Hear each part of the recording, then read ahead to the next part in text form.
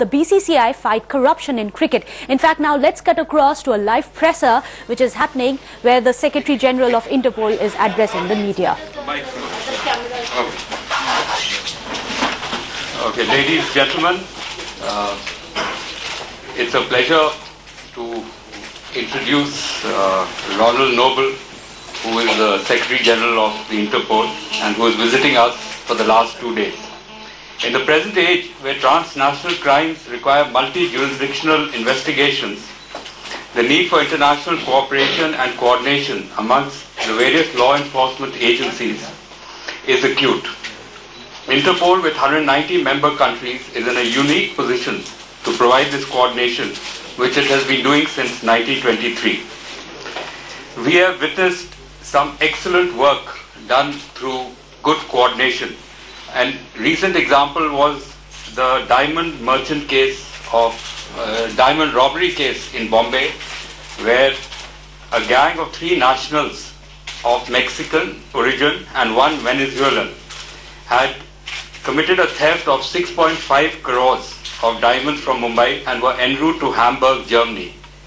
Thanks to Interpol and thanks to the intervention of Interpol Delhi and Interpol Dubai, the gang was caught at Dubai airport and all the diamonds were recovered. Similarly, in July 2011, we had a request from NCB London about a person who had committed 4 rapes and a murder in London, and we were, with the help of Interpol Delhi, we were able to track this person down in India, and finally he was arrested at the airport while he was trying to take a flight to New Zealand. His extradition proceedings are on. So, in the global environment where there are no boundaries for criminals, it is very essential that we increase our cooperation, and Interpol is the right agency for this purpose. We had a number of discussions with Mr. Noble, and one of the main purposes of his visit was to work on an institutional mechanism for tackling telecom cyber crimes involving partnership between CBI, research academic bodies in India and the private sector with Interpol. And you will be happy to know that we have broadly agreed that we will set up a telecommunication cyber crime center in India, which will be the nodal agency for Interpol. And this will help us to tackle a number of problems in the telecom sector, especially mobile forensics, and we could be able to provide solutions for other countries as well.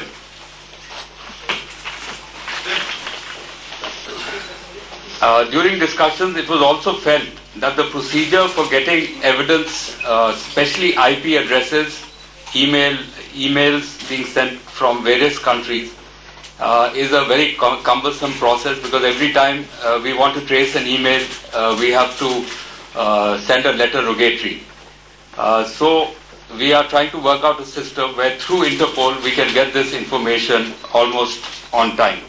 And it was also agreed that Interpol is the best agency for this kind of cooperation.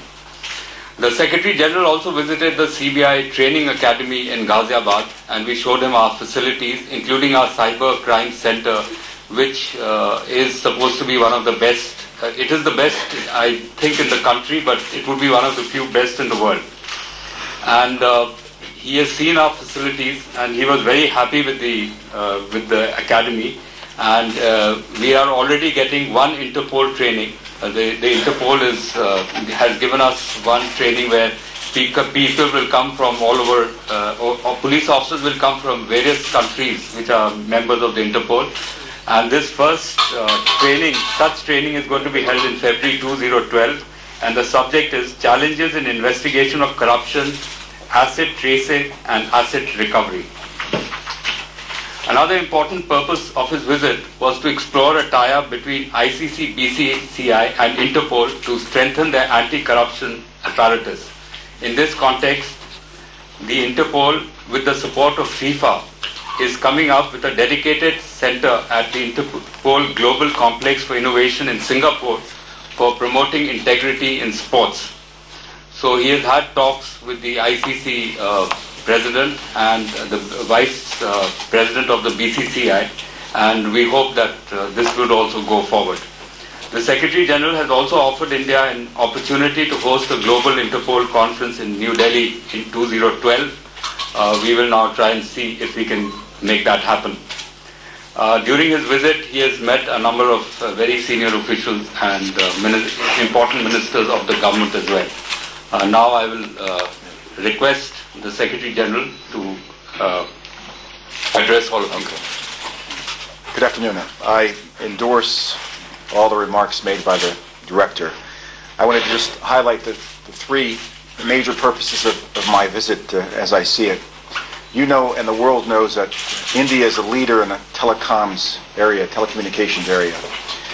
We know that the number of portable communication devices that are being used in the world is just increasing exponentially. And it's predicted in 5 years there'll be 35 billion handheld devices that can be used to communicate messages, that can be used to make purchases, take photographs, etc. The problem is that most countries in the world, unlike India, don't have the forensic capability to analyze these devices, and they're being seized more and more at crime scenes. So the principal purpose of my visit was to come here and ask the Director of the CBI in the country of India whether or not it would set up a center specializing in telecommunications-related issues, both in the area of research, safety and use, and also forensic analysis. And so far the discussions have led us very close to an agreement in principle, which we will finalize in terms. The second area already has been mentioned, the area of training, capacity building in a variety of areas. CBI's Academy is known worldwide for its professionalism and expertise, and Interpol would like the CBI Academy to host more and more training sessions in the future. Finally, the point that's of interest in this country and many countries around the world is this whole question of integrity in sports.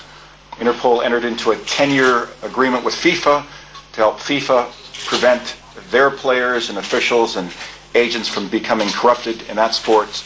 And we're hoping that we can also initiate a similar agreement in the area of cricket with BCCI and the ICC. So with that, thank you for your kind attention. I look forward to trying to answer your questions to the best of my ability.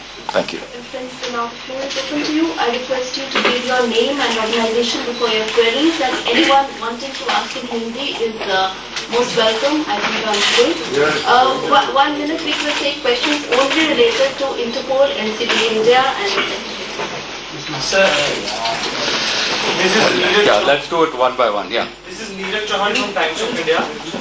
We would like to know about Dawood Ibrahim, since Interpol is directly connected to Dawood Ibrahim and Pakistan doesn't wish to cooperate when it comes to Dawood Ibrahim. Yeah. So, what is your stand on where he is and Pakistan's say on Interpol?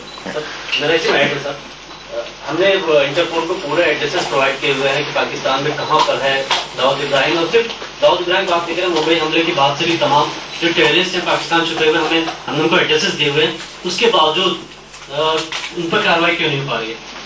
He's saying that they have provided all the information, India has provided all the information about Dawood Ibrahim to Pakistan through Interpol, and why is Interpol not able to do anything about that? Right. So I'll try to answer both of the questions. Interpol is an international organization. We have 190 member countries, and our red notice is supposed to do two things. One, it's supposed to alert all countries in the world that a person's wanted for arrest, that there is a arrest warrant that's been issued by a lawful judicial body in a country, and that if the person is located and detained, that country will seek his extradition.